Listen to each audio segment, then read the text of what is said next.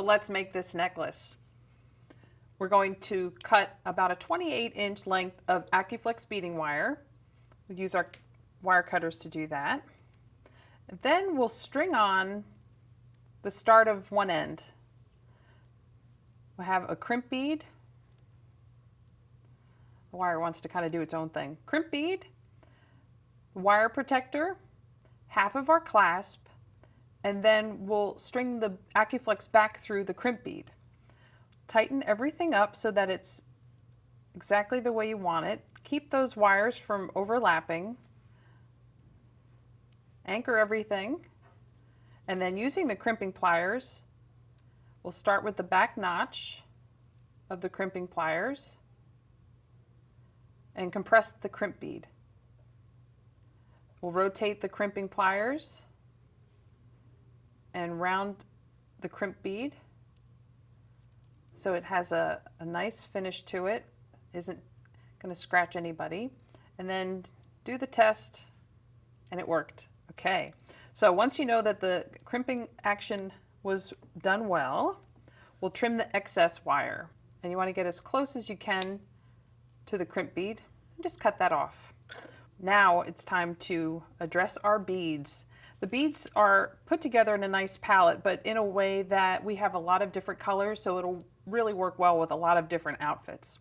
And just string on a pattern that suits your taste, and then just string them all together in order that you like, as well as to the length that you like.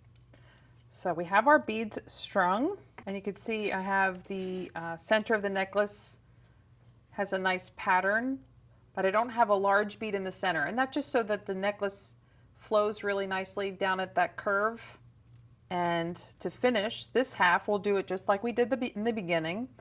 String on the crimp bead, the wire protector, the other half of the clasp, and then just pass that wire back through the wire protector on the other side and the crimp bead. And then this is where you'll tighten things up.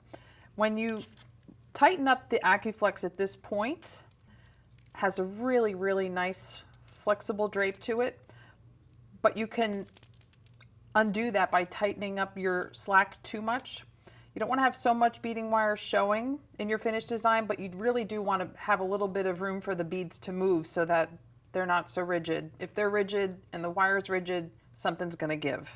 And it will probably be at the middle of a cocktail party and you'll have beads everywhere. So we've got everything tightened up, and we're going to crimp that second crimp bead just like we did in the beginning. Get that all finished, and then cut your beading wire so that it's trimmed and you are good to go. So our necklace is complete.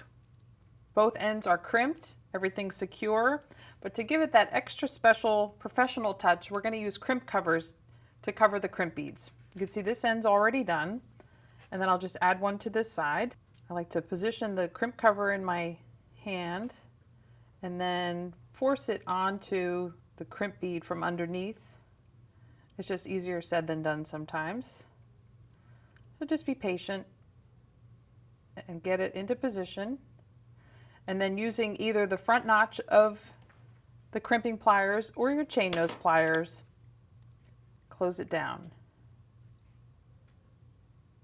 And you want to close it so that it closes evenly on both sides.